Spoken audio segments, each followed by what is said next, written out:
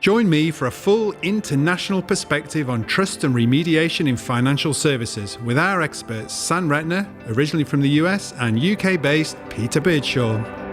Welcome to Embracing Technology in Financial Services, a podcast brought to you by Accenture, where leading experts share insights on business issues facing Australia's financial services industry and beyond.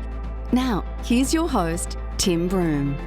It's my pleasure to be joined today by San Retna, who is the Managing Director in Financial Service and leads the productivity practice, and Peter Beardshaw, Risk and Regulatory Lead for the UK business. Peter, you've come all the way over from the UK. Why here? Well, San invited me over to come and share some of the experiences from the UK on remediation with the big four banks here. And so I've been going around spending time with them, hearing what's on their minds, and it's an interesting perspective that I think we'll explore. First trip to Australia? This is the second time that I've been here, and I've returned. Brilliant. And San, Australia home? Australia's home now. I've been here about 9 years. Came across from the Silicon Valley. And what were you doing over there? A bunch of things. I was one of the CIOs for Safeway stores, which is kind of similar to the Woolies. Okay, yeah. And before that, I worked as a executive in an insurance company. Oh, wow. And now Australia's home. Now Australia's home. Look, topic for today, rebuilding trust in the banking industry in Australia. It's been probably a period of severe upheaval in the industry over here. The Royal Commission has, it's caused the end of several CEOs, and the whole industry is looking back in on itself. And if you look into the customer base, trust is now the number one concern that they've got. So, San, reflecting on your times overseas and coming over here, how do you see the challenges that we've got here against what you've seen overseas? I think the challenges here, I feel like we're just at the start of a very long tail. Just looking across what happened in the U.S., and Peter will talk to Europe. What I fundamentally see right now is it's like a patient, and the patient is in the intensive care unit, and we've got to get those checks back and make the customer whole first. Then we've got to get to actually proactive preventative medicine. So uncovering unknown unknowns, because we only know what we know. Yep. And the final step, once we can mature through that, is really to get to the point where we are future-proofing. How do we avoid these things? And there's a progression, and it's going to take a lot of work for us to get there. Yeah, look, certainly there's a long way for us to go. But with reflecting on that, and Peter, the UK has been through a probably similar process that Australia is now going through. So what were the learnings from what happened there that we can then pick up for over here? I think there's a number of dimensions to that. I mean, the first one is that it really does last a lot longer than you think it should. Okay. So the whole aspect of remediating customers and it maybe being a 12 to 18 month exercise is just not borne out true in the UK. It was 5 or 6 years. The provisions just for something called PPI was 40 billion sterling in the UK. And that is a really significant drain both on the profits of the banking industry, yep. But also you've got 40 billion that's going back to customers that needed remediating in the first place. And Peter, what's PPI? Payment Protection Insurance. Could you just give us a bit more on what PPI was? Sure. So PPI was where an insurance add-on was put on customers' accounts for a mortgage or a loan without them necessarily understanding, needing or agreeing to it. And it was essentially the banks were trying to protect against someone losing their job, and therefore this insurance would pay out if they lost their job. And that was something that was considered to be done as a blanket across the industry, and you were told you couldn't have a loan unless you had it, regardless of your own circumstances. Okay, and so I'm assuming that it wasn't actually required. In hindsight, it was considered it should have been selectively applied. Okay, and how did they deal in the UK with these issues? I mean, you've said 5 years plus. Was it throwing people at a problem? Was it just trying to operate in the BAU mode just with more people, or did the thinking change? And how did things evolve?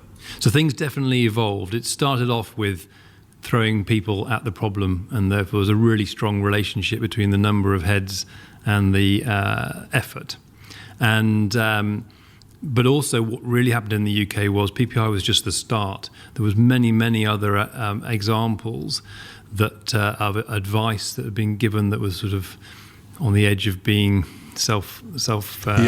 fulfilling, and then right through to computer systems being wrongly coded to giving the wrong calculations for various different payments or interest calculations, and there was a full spectrum in between. And one organisation might have up to 500 different remediations for different products at any one time. Okay. So what started as being an investigation into one suddenly became a big prevalence across the whole of the industry. Okay, and what was the regulator position? Did the regulator say to organisations, go and solve your problems, or did it say, here's how you're going to resolve these issues? So the regulator has always been quite careful about being prescriptive, okay, but they were certainly very clear on what they wanted the outcome to be. And they would often do thematic reviews as well to try and uncover issues, and they even did their own mystery shopping to try to uncover malpractice. And San, how do you see things different over here? It's kind of becomes pervasive. If you think about product remediation in a sense, it's usually an incorrect rate, whether it be a system error, a human error, etc., or it is a misapplication of a fee. I had a credit card fee, which was an annual rate, but it kept going. I should have been given a reprieve at some point. Or it's the duration at which I applied those rates and fees, right? And today what I see is, because of the time horizon perspective, I think there's a perspective that this might be another 18 to 24 months, as an example. I'm gearing up to that purpose. So I can put a lot of bodies, and I think I can get through the volume. And I strongly share Peter's view that I think it's going to be much longer. We're talking 3, maybe 7 years out. So what we've tried to do is to say, wait a minute, what are we actually doing now? It looks like pervasively in the market, we're scaling on scaling on FTE. Yep. And what we believe, and we've thought about it a lot and invested ahead of the curve, is to scale on tech. And what do we mean by tech? It's important to clarify. We believe in using analytics, advanced analytics, machine learning, and natural language processing. We can actually accelerate, and we are accelerating for our clients across locally, things that are taking 15 to 20 months to get the check out to the customer to come in at 3 to 6 months. Okay. And you get a cost reduction of about 60% in that scenario because you're getting the check out faster. Also, the provisions that you're setting up, we're trying to get a better accuracy of the unknown unknowns.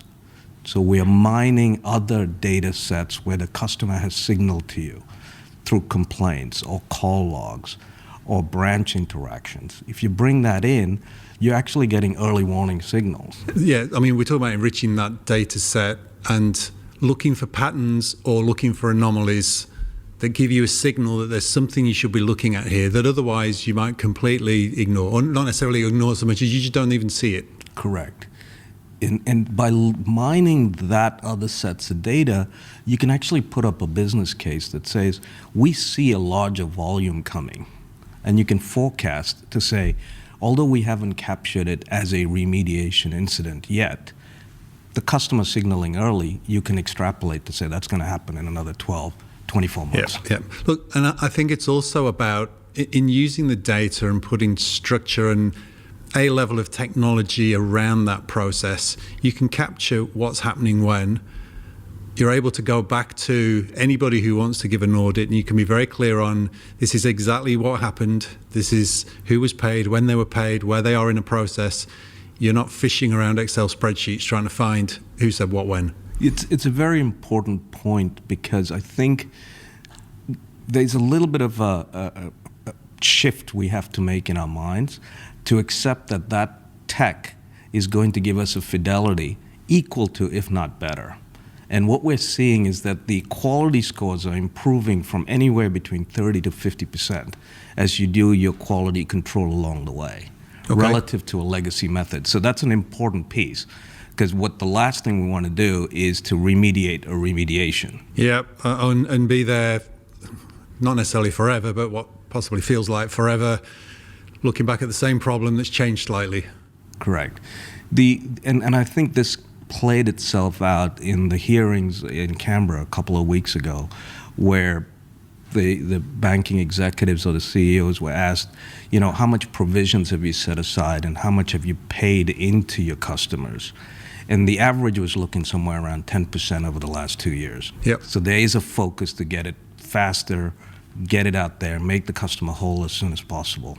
Peter, we've talked about the challenge, we've talked about the different thinking. What are the components of the overall process? How do you go from, I can see that we have products, we've got customers, there are transactions. How do I connect all of that together as effectively as possible to get to the answer? I think when we talk about that, we also just look at some of the points Sam made, which is without investing in a decent data store that brings together all of the customers and the products that they've got and be able to link through to the transactions and history they've got, it's very difficult to actually interact in a meaningful way with your customer.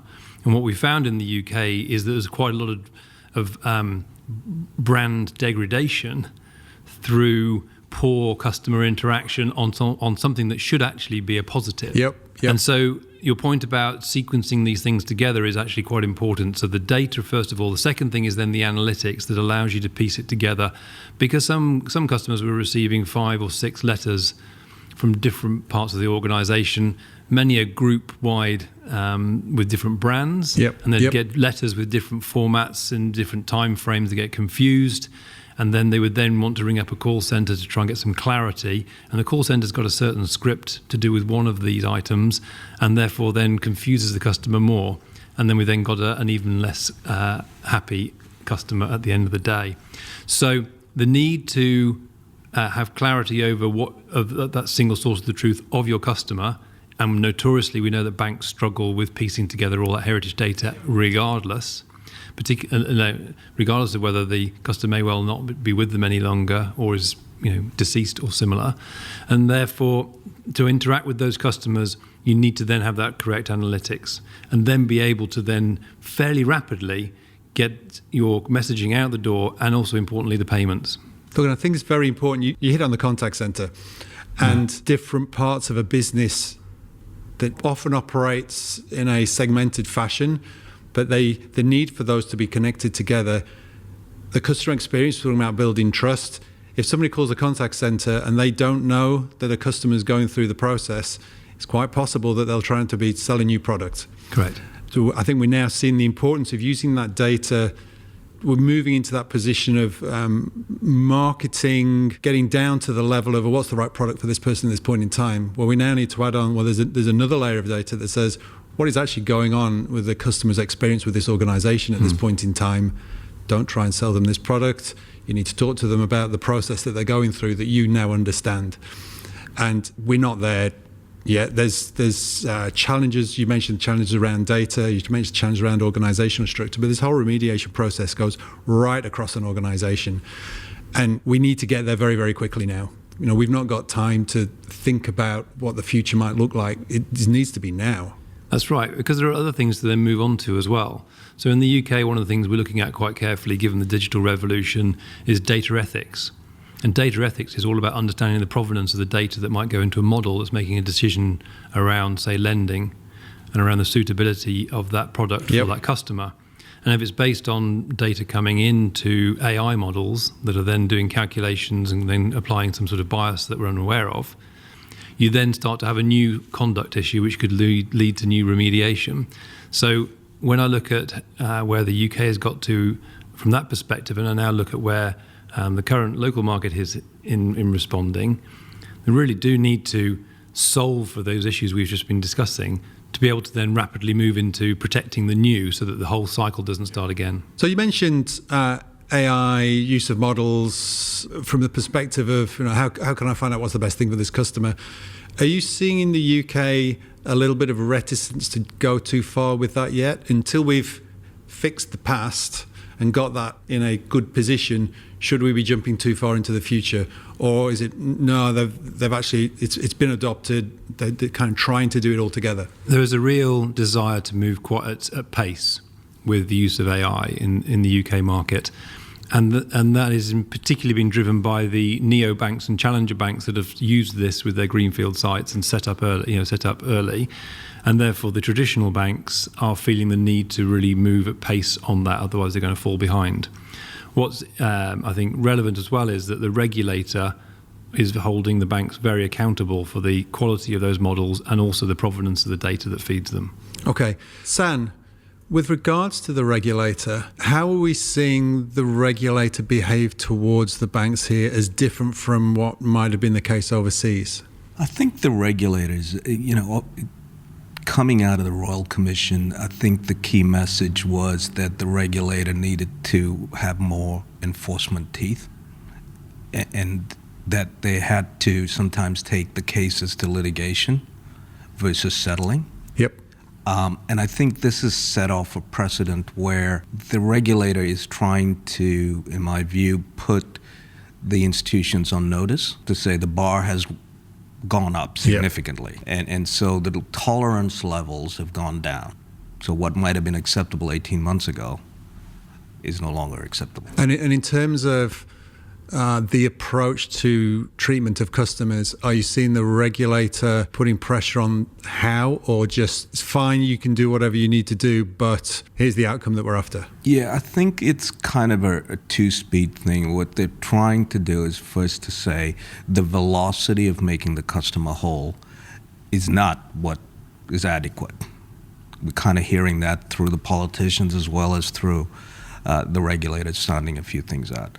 The second piece, I think, is to what Peter was talking about, is in a period where you have a deficit of trust, the way you do remediation might actually be eroding trust, exactly to a customer receiving 3 letters when they have 6 products and going, wait a minute, I'm going to call in and, what are you doing here? So what we are suggesting is that using this AI power, because you can accelerate it, right, you can also throttle it. So you have these release mechanisms. So you say, I'm looking forward for the next 12 months, and I know I'm making Mary whole here on this product. Let me go and check if Mary's other products, if there are anomalies in there. Okay. Yep. So you're pivoting from a product-centric construct to a truly customer-centric construct. Is that not creating a massive spider's web? Like if I look at a customer and then I'm going to look at that product for that customer. Okay, actually, but then that creates... Yeah, I mean, what ends up happening is that you're actually looking at it for all the incidents that you have. So think about fees, rates over that period, right? So I might not catch all 6, but I'm trying to catch as many as I can. All right, makes sense. Peter, if you had the opportunity to be speaking more broadly with people on this, what's the type of questions that you'd like to explore? I'd like to know what's the point of inflection that would make them think, yes, I should be moving from a very heavy people-based response to remediation to embracing some of the new tech. Okay. And San? I think what I'd really be interested in addition to what Peter said, was how are they going about trying to explain to the most senior, including the board, about what their fidelity is and what the throughput is and what they think the whole scale is. Because in order to answer the FTE question and whether tech can play, you kind of have to answer how are you articulating how big this problem is. Yep. Look, they're fantastic thoughts. For those listening, we'd love for you to get back to us, explore this further with us, because it's a really interesting topic and it's only going to keep getting bigger.